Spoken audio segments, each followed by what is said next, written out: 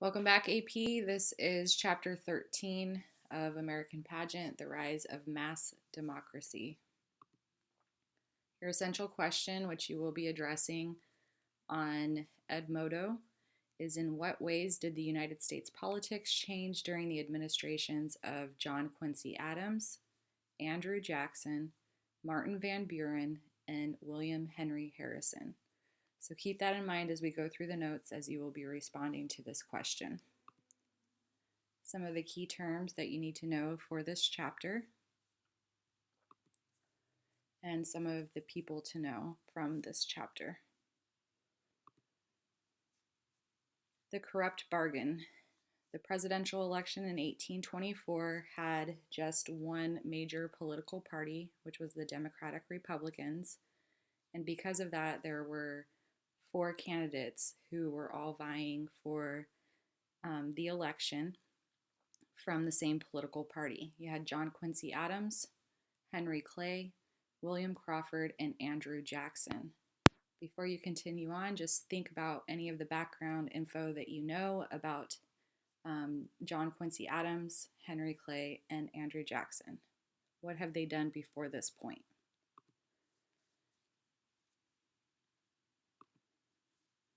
The corrupt bargain. Jackson had clearly the popular support of the American people in the election. He received as many popular votes as both the second and third place candidates combined. Unfortunately, he did not receive the majority in the Electoral College, and that's what is needed in order to elect the president. The Constitution requires then that the House of Representatives decides between the top three candidates. At that point, the top three candidates were John Quincy Adams, Andrew Jackson, and Crawford. Henry Clay eliminated himself, but he also happened to be the Speaker of the House. Some say that Henry Clay used his influence as the Speaker of the House to get Adams elected because Crawford had recently suffered from a stroke and Clay did not like Andrew Jackson.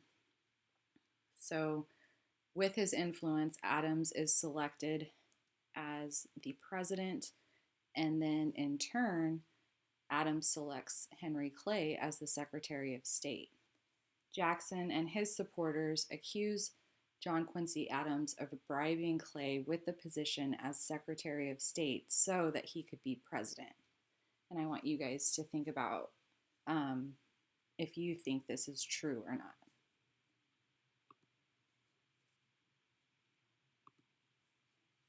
A brief timeline of the administration of John Quincy Adams. You can see some of the events that took place during his administration.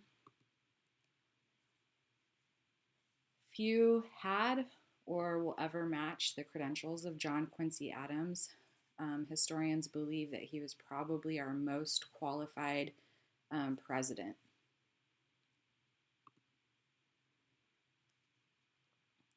The next election in 1828, the Democratic Republicans began to split after the election of 1824, and as a result of the corrupt bargain, Jackson, known as Old Hickory, he spent those 4 years campaigning to the common man in the West. He promised to bring reform to Washington if he was elected in 1828. The 1828 campaign was full of mudslinging, and that's when candidates bring up dirt in the media and use that dirt to try and discredit or discount the other one. So Adams was called an aristocrat. It was claimed he was out of touch with the average American, and they also hinted that he was providing young girls for visiting officials like the Tsar from Russia. And then on the other hand, you have Adams supporters who are calling Jackson's mother a prostitute and his wife an adulteress. Regardless of all the mudslinging that took place, Andrew Jackson won the election in 1828. He had 178 of the electoral votes to 83 for Adams. And as far as the mudslinging goes, I want you guys to try and connect that with what's going on in the current presidential election and the way that Trump and Clinton are going back and forth and trying to dig up information about the other and use it as ammunition in the election.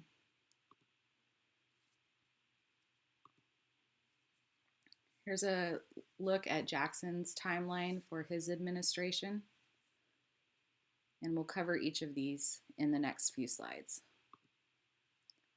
So some background on Andrew Jackson. He still had 2 bullets in him from earlier duels. He was not considered a good writer. He was born in South Carolina, but then he moved to Tennessee. He had no college experience, but he excelled in military combat, and he was also a member of Congress. He was born poor, but had become wealthy.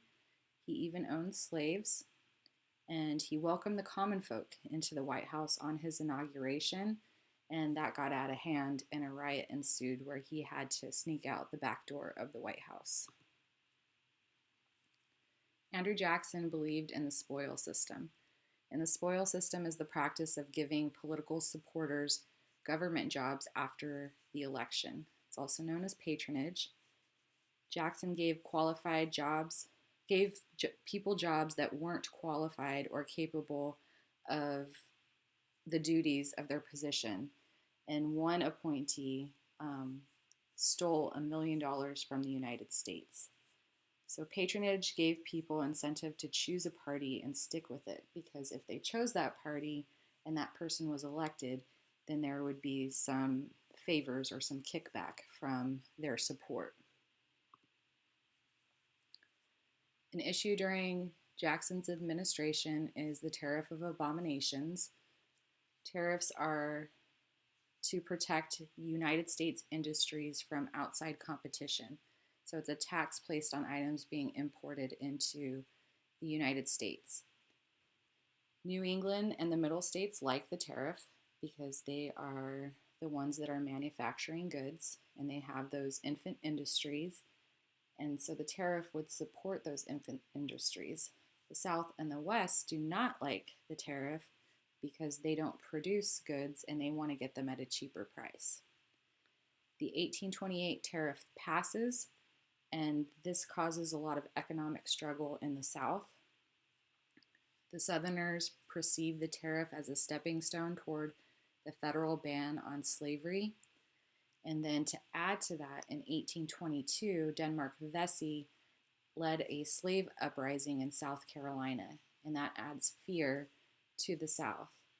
The South was determined to make a stand against federal power. Remember, there are more states' rights. Vice President John C. Calhoun of South Carolina writes an article encouraging nullification.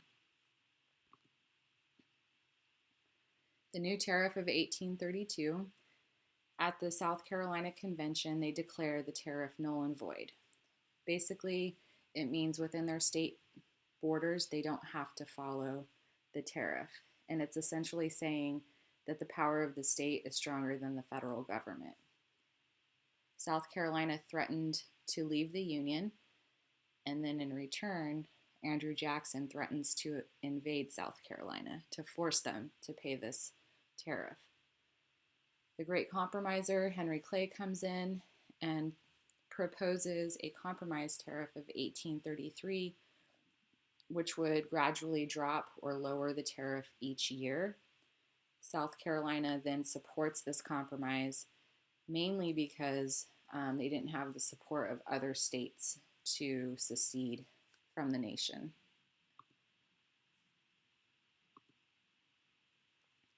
So I want you to think about what nullification is. The ability of a state to invalidate a federal law which they don't agree with,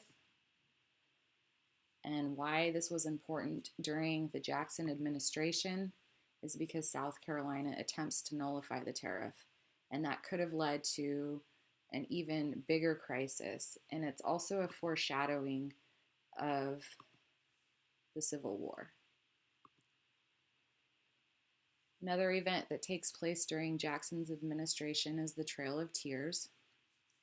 Southern natives had adopted American ways. They sort of assimilated into American culture in the sense that they took up farming, land ownership, and slavery.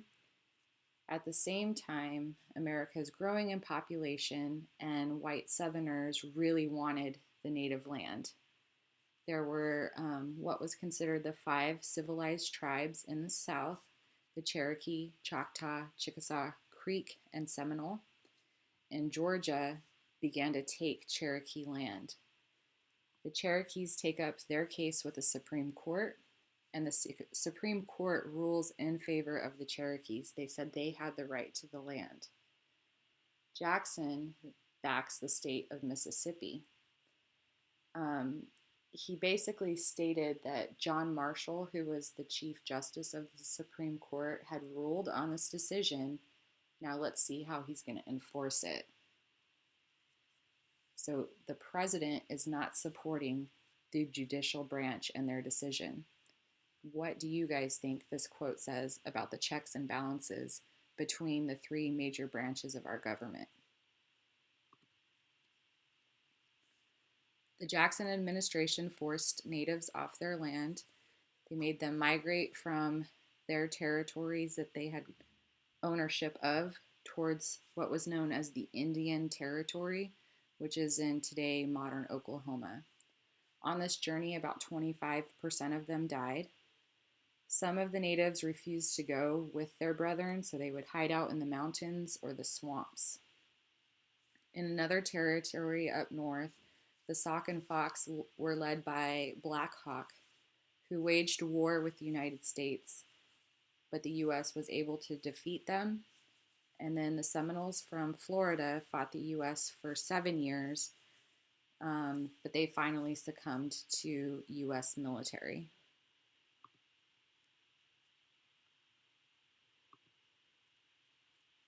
Another issue during Jackson's administration is the Bank War. The Bank of the United States was a private institution, but most of federal money was deposited in the Bank of the United States. Jackson hated the bank. He thought it was too powerful and unconstitutional, and the Supreme Court had already ruled that the bank was constitutional in the case McCulloch versus Maryland. Congress approves the re-charter for the bill of the Bank of the United States in 1832, and Jackson uses his executive power to veto the bill. This is the first time that the veto was used to stop a bill not based on the constitutionality of it, but more on personal feelings. And this wasn't a popular move among intellectuals, but the common man backed Andrew Jackson because they viewed the bank as something for the elitist. This political cartoon is also in your textbook. Andrew Jackson runs against Henry Clay in 1832. Opposition to Andrew Jackson gave rise to a third party, which is the Anti-Masonic Party, although they didn't end up playing much of a factor in 1832. And I was just curious if any of you guys know what the Masons are, and if not, here's your chance to look up some information on the Masons. Henry Clay ends up losing to Andrew Jackson by a vote of 219 to 49 in the Electoral College. In his second term, Jackson is able to bury the Bank of the United States.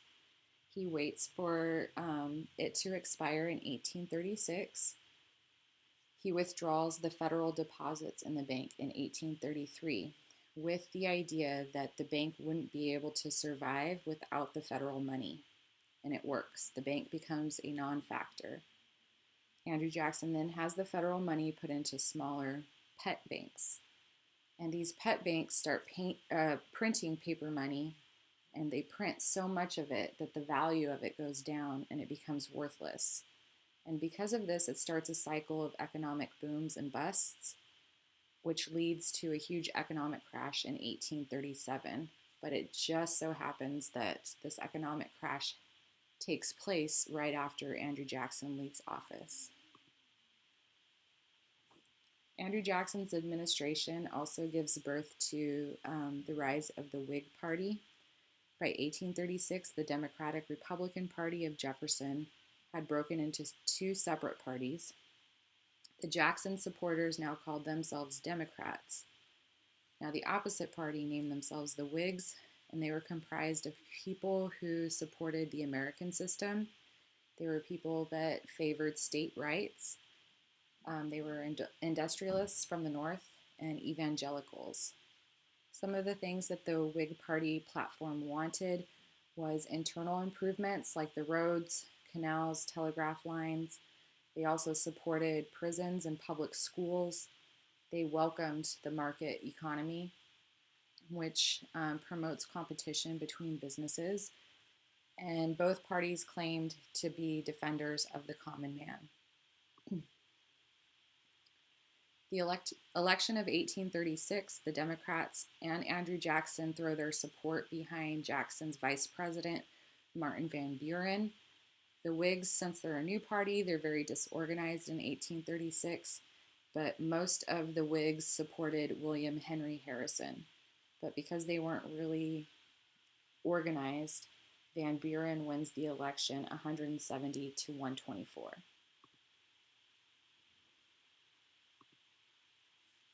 A brief look at Martin Van Buren's timeline of his administration. A little bit about Martin Van Buren. He's the first president to be born under the independent United States.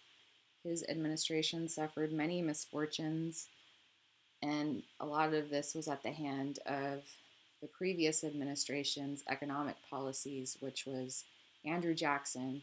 But because it didn't bottom out until Martin Van Buren came into office, he took the blame. So the pet banks that Jackson had put the federal money into often speculated or gambled on bad investments. And when those investments failed, the bank failed.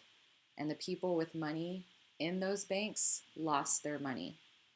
In addition to that, there's lots of crop failures, so it was a bad time in general.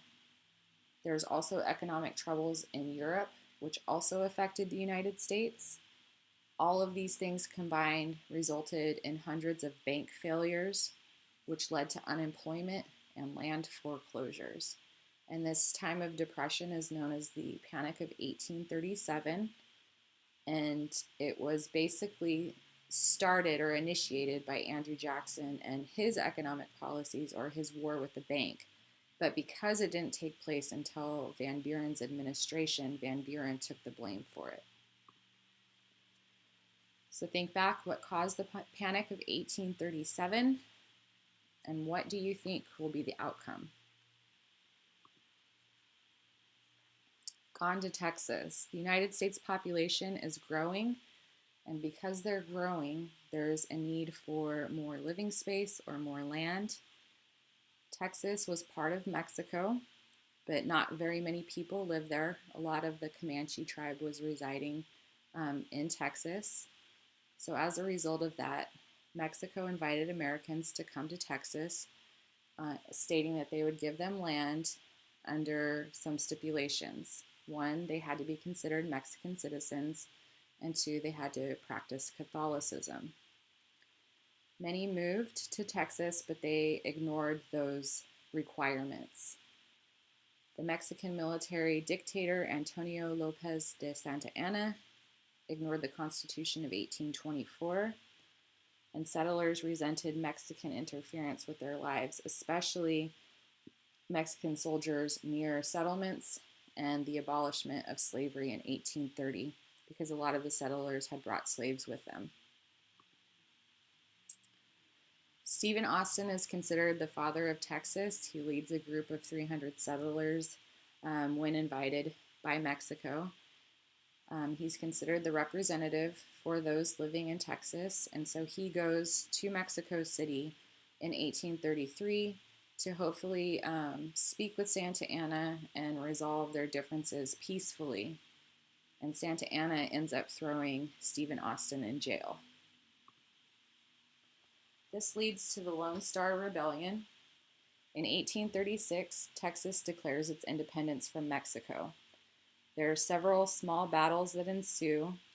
The Texans are starting to make the small groups of Mexican military look inept, and Santa Anna then sends full force of the military to Texas in order to suppress this insurrection. Less than 200 Texans at the Alamo, which is a mission in San Antonio, in February of 1836, and some of the people there were David Crockett, Sam Bowie, and William Travis. It was a 13-day siege. Santa Anna's army is able to finally scale the walls of the Alamo, and they slaughter the defenders within the walls of the mission. So remember, the Alamo becomes the rallying cry for Texans to gain their independence from Mexico. At another battle at Goliad, the Texan army of 400 ends up surrendering to Santa Anna, and then Santa Anna has them slaughtered. The Texan army, led by Sam Houston, retreats, and Santa Anna pursues them. At the Battle of San Jacinto, Houston's forces surprise the much larger Mexican army during a siesta. Sam Houston captures Santa Anna, and he gets Santa Anna to agree to Texan independence in exchange for his life. So the border of Texas and Mexico is set at the Rio Grande River. One thing that is important to consider is that it's not just American settlers that fought for independence in Texas.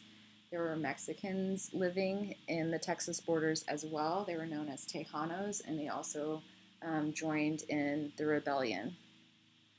Most Texans preferred annexation by the United States to independence, but the U.S. was reluctant to do so because it would cause another debate in Congress over slavery.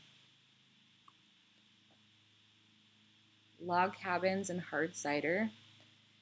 The Whig Party had dubbed Martin Van Buren Martin Van Ruin due to the economic panic. And in 1840, the Whigs again nominate William Henry Harrison. Harrison had been a hero in the War of 1812 with the Battle of Tippecanoe and the Battle of the Thames. He was nicknamed Old Tippecanoe, and a lot of the Democrats then trying to do some mudslinging in this campaign were making fun of Harrison's backwood roots. They tried to claim that he was drinking hard cider or enjoyed alcoholic beverages too much. To the public, this was really a positive for Harrison. It made him seem more like a common person, and it made Van Buren seem like he was really elite. The campaign slogan for Harrison was Tippecanoe and Tyler too. Tyler was his vice president elect or nominee. Harrison ends up winning the Electoral College 234 to 60, and he becomes the 9th president of the United States.